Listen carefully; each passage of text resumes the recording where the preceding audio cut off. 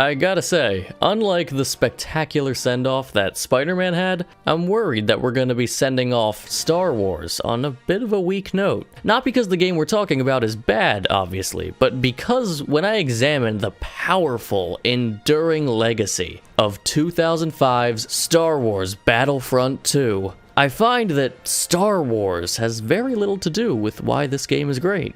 That seems to be true of most Star Wars games I love, huh? Not to say the developers dropped the ball at all. This game was made when there were only 6 Star Wars movies. The canon hadn't been reset yet, the Clone Wars hadn't even started, but some of those Star Wars details I gushed over in other segments, not always here. Clone blasters do not sound like this. Why is he holding the minigun like that? Anakin counts as a bad guy, I guess? This trooper isn't even canon anymore. I know it's a chain gun, you shut it. The game has its good Star Wars moments. The campaign has some very fan-servicey goodness. You play as a trooper in the 501st Legion, and right there, you either thought I was setting up the premise to deliver on what the good fan service was later, or you realized immediately that playing in the 501st Legion is inherently what makes it super cool and fan servicey. The Hunt mode is a really fun way to play as a bunch of oddball Star Wars factions, like the Tuskens, Geonosians, Wampas, Gungans, Jawas, and hey, best capital ship-based combat in the series as far as I'm concerned.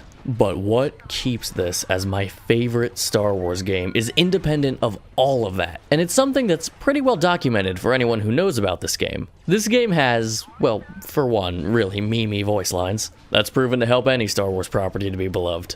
But besides that, this game feels big. I mean, the scale of the conflict in this game truly feels like you are in a war, not a battle, a war. For as much as I've learned about game design in the years since playing this game for the first time, I'm still not sure I could pinpoint precisely how this game achieves its sense of scope. Is it the size of the maps paired with how relatively low movement speed is, making the spaces feel larger? Is it the fact that artillery, tanks, and walkers are just laying out in the world for you to use, not unlocked via points or a kill streak? Is it that the game feels relatively serene when between engagements, making the moments of action feel especially impactful and important? I don't have a confident answer, but I can confidently say that I have never played a competitive shooter since this game that achieved the same sense of actual war, which, you know, is important, not just for the shooter genre, but to Star Wars. It might not have those ooey gooey story themes or character emotions I love so much in my Star Wars, but Star Wars Battlefront 2 does have its outstanding sci-fi shooter game feel,